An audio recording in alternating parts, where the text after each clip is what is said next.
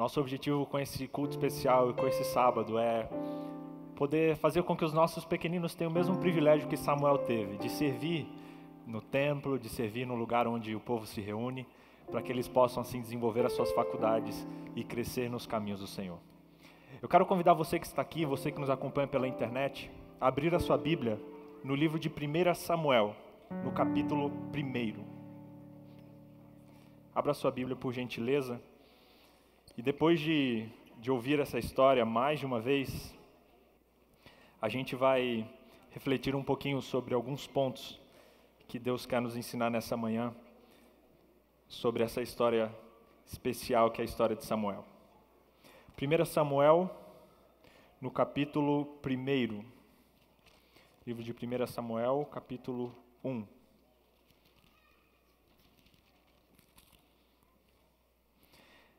Essa história de Samuel é incrível e ela entrou no meu coração de várias maneiras.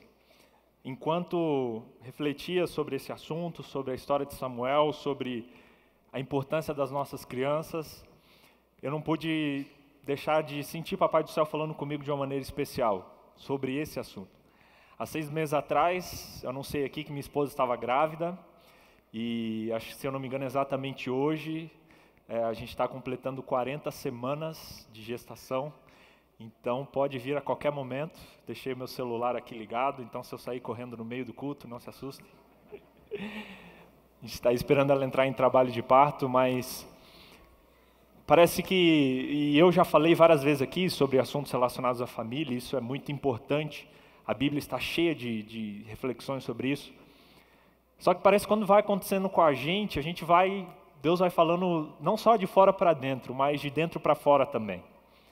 E enquanto eu olhava ali a barriguinha da minha esposa, enquanto imaginava lá dentro a minha filhinha crescendo, eu pensava nessa história, imaginando o que será que Deus quer ensinar para nós, como filhos e como pais.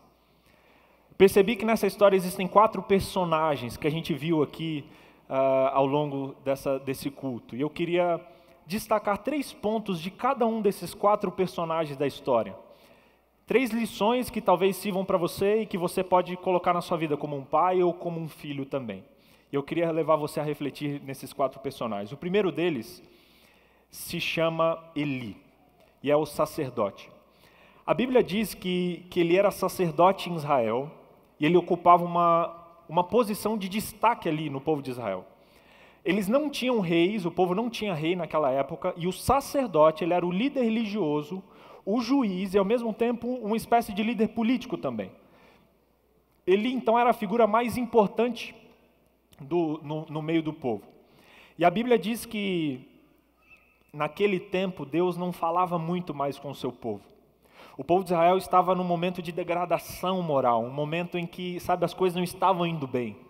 Tanto é que os filhos de Eli, que eram sacerdotes, eles foram acusados ali de se deitar com as mulheres que trabalhavam na porta do templo, de entrar bêbados no santuário. Imagina a que ponto a religião não chegou. E Eli era o governante no meio disso tudo. Eli, infelizmente, teve 3 atitudes que não devem ser muito copiadas por nós. A primeira delas é que Eli julgou Ana pela aparência. Vocês viram na história que quando Eli chegou, quando Ana estava orando, ele imaginou, essa aí está bêbada. E já chegou de cara e falou, por que você está bêbada? Você entra no templo bêbada? Ellen White comenta que parte desse sentimento dele aconteceu porque era comum as pessoas se dirigirem ao templo bêbadas, especialmente nos períodos festivos. Olha só. E aí parece que Eli projeta para Ana um sentimento que ele talvez não teve com seus filhos que faziam isso. E ele julgou Ana pelas aparências. Ao invés de chegar e perguntar para ela como ela estava, o que ela estava sentindo, de onde ela vinha, a Bíblia diz que ele olhou e falou, por que você entra bêbada aqui no santuário? Sabe, irmãos, muitos de nós, muitas vezes, a gente age como Eli. A gente julga as pessoas pelas aparências. Seja na igreja, seja na vida, a gente olha as pessoas e às vezes imagina o que essa pessoa é, o que ela faz e já criamos já um histórico da pessoa na cabeça. Quando eu era pequeno, não sei se isso é hoje ainda, quando eu era adolescente, Eu lembro que na escola a gente usava uniforme, eu estudava em Brasília, num colégio público, e a gente usava a camiseta da escola, podia pôr uma calça jeans ou uma bermuda, e o tênis você ia com o que você queria. E eu me lembro que ali nos meus 14 anos, algo que era como que a identidade de um adolescente na minha escola era o tênis que ele usava. E eu chegava na escola e já conhecia a pessoa, já olhava o tênis. Nossa, se era aquele Adidas de 4 listras, lá 3 listras, né? 4 listras é falsificado. De 3 listras, eu já falava, isso aí, ó. Outro Nike Shox, naquela época esses tênis aí, e eu pedia pro meu pai, eu quero um tênis tal, que o tênis impressionava. Eu lembro que, não podendo comprar um Nike Shox, que custava quase R$1.000 naquela época, eu fui na feira e comprei um Nike Shox falsificado, com dinheiro do meu trabalho como cobrador de lotação. Trabalhei alguns domingos com meu tio. E como bobo como eu era, não só comprei um tênis falsificado, como comprei um tênis que era de 12 molas, amarelo. Estava na cara que era falsificado. Mas eu me achava o cara. Cheguei em casa com aquele tênis de 12 molas, a nossa casa estava em construção, subi na laje de casa e falei, esse tênis é demais. E aí vocês imaginam o que aconteceu. Eu pulei ali da metade da laje, da escada, pulei no chão, esperando que as minhas 12 molas falsificadas da China me segurassem. Só que elas explodiram meio para fora e eu torci os 2 pés. Nunca comprei tênis falsificado. Mas eu identifiquei naquela época, e até que ponto eu cheguei, porque eu queria ser identificado como uma pessoa legal, um cara legal. Pô, o BJ tem o Nike Shox, então ele deve ser assim, assim, assado. E sabe, o tempo passou, eu vejo que hoje eu não julgo as pessoas pelo tênis, mas muitas vezes eu me pego julgando as pessoas pela aparência, pelo jeito, pelo cabelo, pela roupa.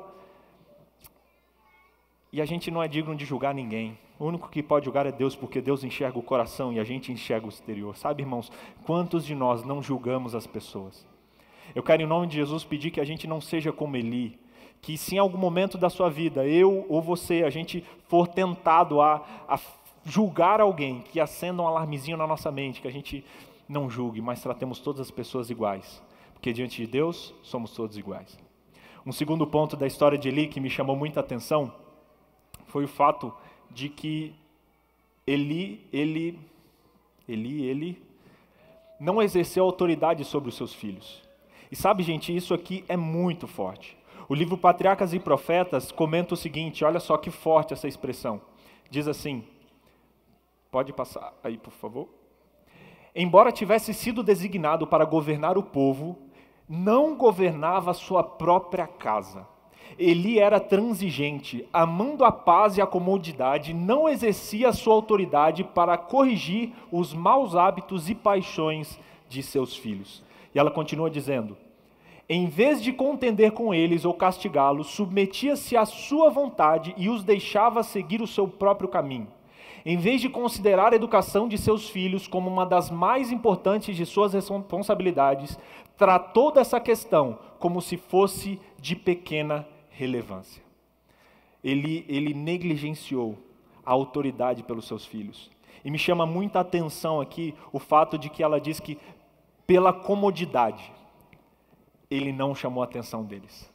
Sabe, eu não vivo isso ainda, mas eu fico imaginando aquele momento, sabe, onde dá trabalho educar, onde o pai está sentado ali cansado, e muitos dos pais aqui trabalham, chegam em casa cansado tal, e chega, às vezes o filho faz uma malcriação ou faz alguma coisa.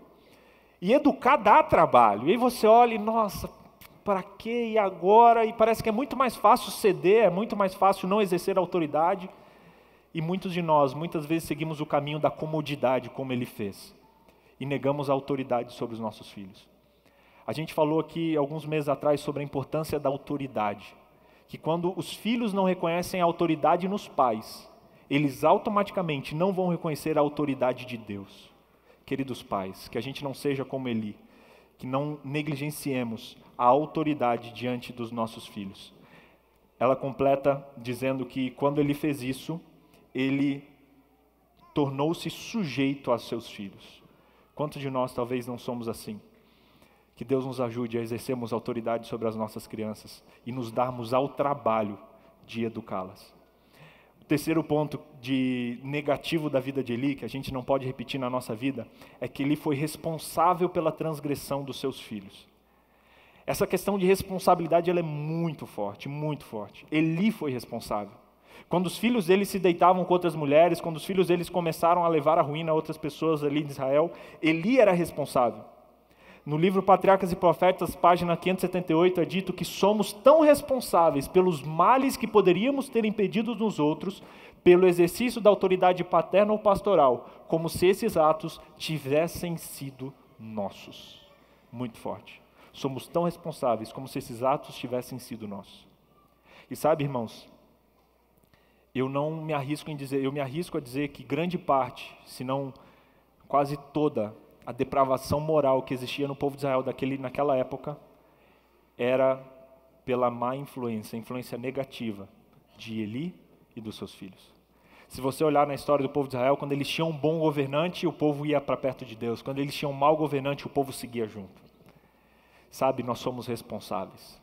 Como pais, como pastores, como líderes da igreja, nós somos responsáveis pelas nossas crianças.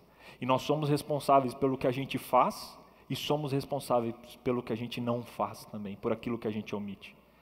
Queridos irmãos, que a gente não seja como Eli, que a gente exerça autoridade sobre os nossos filhos, que a gente não julgue as pessoas e que a gente seja responsável por cada um deles, que é isso que Deus espera de nós. O segundo personagem que é citado nessa história é um personagem que ele é não aparece muito, mas tem muitas lições para nos ensinar também. O nome dele é Eucana. Eucana era marido de Ana. Ele, infelizmente, era poligâmico, ele tinha 2 esposas, muito provavelmente pelo fato de Ana, sua esposa mais velha e preferida, não ter filhos, ele talvez se casou com outra mulher, a Bíblia diz que ele se casou com Penina e essa teve filhos. Deus ele permitia a poligamia, mas ele não aprovava isso. A misericórdia dele permitiu, mas ele não aprovava. E aqui a gente vê alguns dos problemas que isso trouxe, tanto quanto a tristeza, as rixas que haviam ali dentro. E Eucana, a Bíblia diz que ele era um levita, ele era parte da tribo de Levi, servia a Deus, e ele era um homem rico, um homem de grande influência, morava em Ramá, que ficava a 20 quilômetros ali do templo. Ele ministrava no tabernáculo, a família dele ministrava, lá em 1 Crônicas capítulo 6, verso 32, é dito que filhos de Eucana serviam no tabernáculo, então ele era da linhagem que servia ali. Nem todos os levitas serviam diariamente no tabernáculo, grande parte deles fazia como que uma escala ali que tinha anual ou por algum período de tempo, e Eucana era um desses homens, que periodicamente subia para não apenas servir, como para oferecer ofertas ao Senhor. O primeiro ponto interessante da vida de Eucana que me chama a atenção é que Eucana guiava a sua família ao Senhor. Sabe, Eucana ele não subia sozinho para orar no templo, ele levava toda a sua família. A Bíblia diz no capítulo 1 de Samuel, você pode conferir na sua Bíblia no verso 2, que tinha ele 2 mulheres, e diz no verso 3 que subia de ano em ano a adorar e sacrificar ao Senhor dos Exércitos. E ali fala que estavam os filhos de Eli quando ele fazia isso. Eucana subia para poder oferecer sacrifício e ele levava toda a sua família. Imagina o empenho dele. Juntar as esposas, juntar as crianças, juntar todo mundo, mas ele ia numa carreata para poder adorar o Senhor. Ele fazendo isso cumpria a ordem lá de Deuteronômio 12, que dizia para eles irem para Jerusalém oferecer sacrifício nesses períodos. E o legal é que Eucana não apenas ia, como levava a sua família. Sabe, irmãos, nós temos responsabilidades como pais de não apenas servir a Deus, mas de guiar a nossa família para servir a Deus também. Muitas vezes a gente negligencia isso, e isso não deve acontecer. Eucana guiava a sua família ao Senhor. Eu acho muito interessante, a Bíblia diz que ele dava ofertas para suas esposas entregarem. Então ele chegava e entregava para os filhos, olha, essa aqui é a sua oferta, olha, Penina, essa é a sua oferta, olha, Ana, essa é a sua oferta, e para Ana ele dava dobrado ali. Mas achei muito legal essa atitude. Ele se preocupava de que os seus filhos, de que a sua esposa participasse de todo aquele momento, participasse da adoração. Pais que estão presentes, será que vocês têm guiado a sua família nos caminhos do Senhor? Será que você tem guiado a sua família aos pés do Senhor? Muitas vezes nós ficamos longe do Senhor, às vezes a gente vai e deixa a nossa família lá, só que Eucana é um exemplo de quem servia ao Senhor, mas também guiava os seus filhos para que fizessem o mesmo. Um segundo ponto interessante da vida de Eucana é que Eucana amava sua esposa. A Bíblia diz que Eucana dava ali porção dobrada para ela. Eucana, e eu acho muito legal no verso 5, você pode conferir na sua Bíblia, ele dava a porção dobrada pelo fato dela ser estéril. E no verso 8, depois que Ana saiu da festa triste, chorando, ele procurou ela e disse: Ana, por que choras? E por que não comes? E por que estás de coração triste? Não te sou melhor do que 10 filhos? A Bíblia ela não dá o tom com o qual ele falou isso, mas aqui o tom é muito claro. Eu vejo um Eucana carinhoso, um Eucana preocupado. Não vejo um Eucana chegando: Ana, por que você está chorando aí? Será que eu não sou melhor para você do que 10 filhos? Não consigo sentir isso a Bíblia falando, ainda mais pela descrição que ela faz de Eucana. Eu vejo Eucana um homem carinhoso, um homem preocupado, um homem que vai diante da sua mulher e pergunta: por que você chora? Por que você está assim? Será que eu não sou especial para você? Olha, não chora porque você não tem um filho, chora porque você não chora porque você tem a mim. Imagina que romântico isso aqui. Eucana com certeza era um homem que amava a sua esposa. Pais que estão presentes, o maior presente que você pode dar para os seus filhos é você amar a mãe deles. O maior exemplo que você pode dar para eles é você tratar com carinho, com respeito, com atenção a mãe deles. Que essa é a primeira escola onde eles aprendem. O terceiro ponto interessante da vida de Eucana é que ele confiou e confirmou o voto de Ana. Isso aqui eu acho muito interessante, é uma curiosidade que a Bíblia traz que não é dita em outros lugares. Lá no verso 22 e verso 23 do capítulo 1, e eu convido você a olhar aí, capítulo 1, verso 22 e 23, é dito o seguinte, olha só. Ana, porém, não subiu e disse ao seu marido: quando for o menino desmamado, levá-lo-ei para ser apresentado perante o Senhor e para ficar lá para sempre. Respondeu-lhe Eucana, seu marido: faze o que melhor te agrade. Fica até que desmames e tão somente confirme o Senhor a sua palavra. E assim ficou a mulher e criou o filho ao peito até que o desmamou. Sabe, irmãos, Eucana confirmou o voto que Ana fez. Eucana confirmou o voto que Ana fez. Isso é um detalhe importante do texto, sabe por quê? Lá no livro de, deixa eu voltar aqui, no livro de Números, capítulo 30, verso 10 ao verso 13, é dito assim: todo voto e todo juramento de obrigação para humilhar a alma, seu marido confirmará ou anulará. Aquela época era uma época patriarcal, e lá em Números capítulo 30 é dito que se a mulher fizesse um voto a Deus, ela apresentava esse voto ao marido, se o envolvesse, ele poderia ou confirmar o voto ou anular. Falar: olha, não, beleza, vamos seguir esse voto, ou não, vamos anular esse voto. E eu fiquei pensando, Eucana, ele tinha ali o poder legislativo, o poder que a lei dava para ele, de poder negar o voto que Ana fez. Não foi só Ana que abriu mão do seu filho, Eucana também abriu mão do seu filho mais velho ali com Ana. E fica imaginando você, homens que estão aqui, imagina se uma mulher chegar, depois que o seu filhinho nascer, e ela falar: olha, então maridão, eu fiz uma promessa lá na igreja central, lá, um dia entrei lá sozinha e prometi que eu ia dar o nosso filho para Deus. Então, assim que ele desmamar, eu vou levar ele e entregar ele lá e a gente vai ver ele uma vez por ano. O que você falaria se fosse pai? Como assim? Deus falou com você, não falou comigo, o filho é meu também. Podia, né, talvez ir na justiça, não, eu tenho direito sobre ele também. Eucana era pai também, era pai dele. Ana prometeu, recebeu a promessa, Ana fez a promessa e Eucana confiou na promessa de Ana, e mais do que isso, ele confirmou a promessa de Ana. Eucana podia ter falado: olha, desculpa, mas pelo poder aqui da nossa lei, eu anulo esse voto, você está liberada, não vai levar meu filho não. Podia ter feito isso. Mas no verso que a gente leu, ele falou: confirme o Senhor a sua palavra. Confirme o Senhor a sua palavra. Sabe, a gente precisa ter essa união nos nossos casamentos. A união de um confiar na decisão do outro. Às vezes na educação dos filhos, o pai fala uma coisa, a mãe fala outra, às vezes fala: faz isso, mas não fala para o seu pai porque não... Sabe, nas pequeninas coisas. Imagina a fidelidade desse casal nas grandes coisas. E a gente precisa ter isso também. Eucana, repetindo aqui, ele guiou sua família ao Senhor, ele amava sua esposa e ele, por fim, ele confirmou o voto que Ana fez. Sabe, o terceiro personagem que a gente viu nessa história, que é talvez o principal, é Ana. Ana, irmãos, ela é um exemplo de mansidão em primeiro lugar. Porque ela poderia ter revidado, a Bíblia diz que Penina importunava, só que ela, ao invés de responder para Penina, ela se dirigia ao Senhor e levava a Ele a sua angústia. E eu acho isso muito interessante. Às vezes as pessoas brigam com a gente, as pessoas pisam no nosso calo, a gente quer pisar de volta, a gente quer retrucar, quando na verdade a gente pode seguir o exemplo de Ana, de levar as nossas ansiedades diante de Deus. Ana, ela foi cuidadosa com Samuel. Sabe, ela foi temente a Deus, entregando e devolvendo ali a Deus o que era dele, mas a Bíblia diz que ela foi cuidadosa com Samuel também. Eu confesso que eu fiquei assustado, irmãos, e até conversei com a Dani essa semana sobre essa atitude de Ana entregar Samuel no templo. Eu fiquei meio sentado e meio indignado, meio pensativo. Falei, gente, por que ela fez isso? Como é que ela fez isso? O menino tinha 3 anos. Imagina levar um menino lá e deixar lá para outro criar.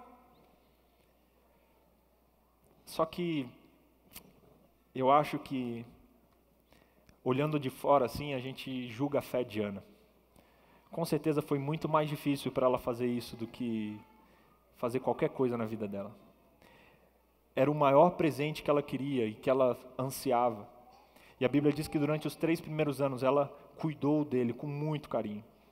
Ela cuidou dele e o livro de Ellen White, Patriarcas e Profetas, confirma, dizendo que ela ensinava a amar e ensinar a Deus por meio de todas as coisas que o cercavam.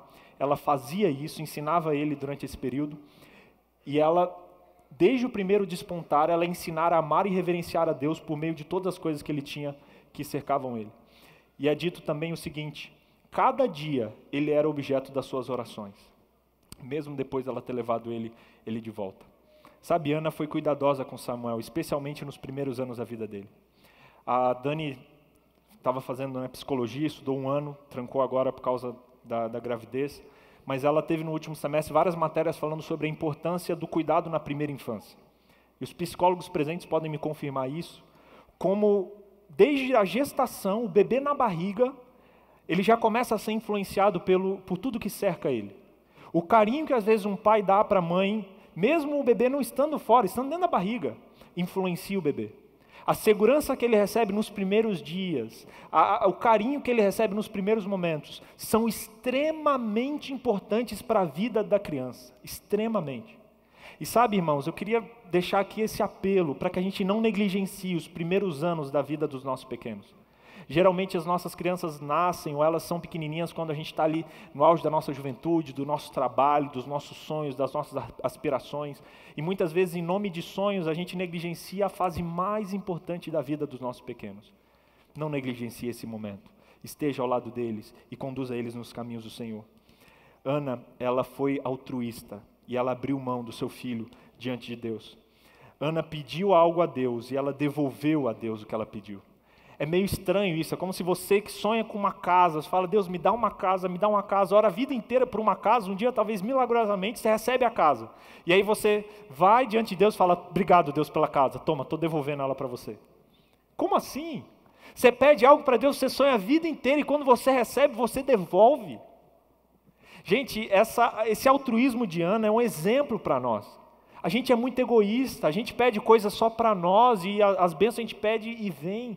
E eu fico pensando, muitas bênçãos a gente talvez não recebe de Deus, porque a gente talvez não estaria disposto a abrir mão dela. E isso mostra que a gente talvez ame mais a bênção do que aquele que concedeu ela para nós. Ana entregou o seu filho, e não só entregou, como fez com alegria no coração, a ponto de entregar e sair cantando um hino, uma música maravilhosa que a gente recitou juntos aqui nessa manhã. Ana foi altruísta, Ana abriu mão do seu filho e ofertou a Deus. Fazendo isso, ela foi semelhante, foi colocada junto com Eucana, como que equiparada a Abraão, que fez um dos maiores sacrifícios, estando disposto a oferecer o seu próprio filho, em nome do amor a Deus.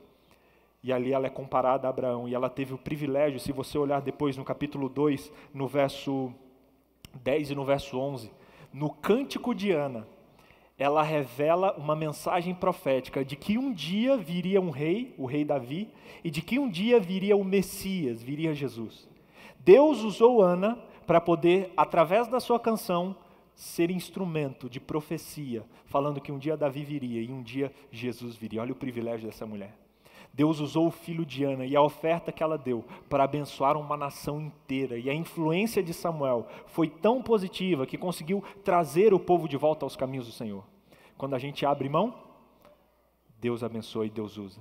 Seja altruísta, abra mão para que Deus possa usar as bênçãos que Ele deu, que Ele permitiu e que Ele concedeu a você.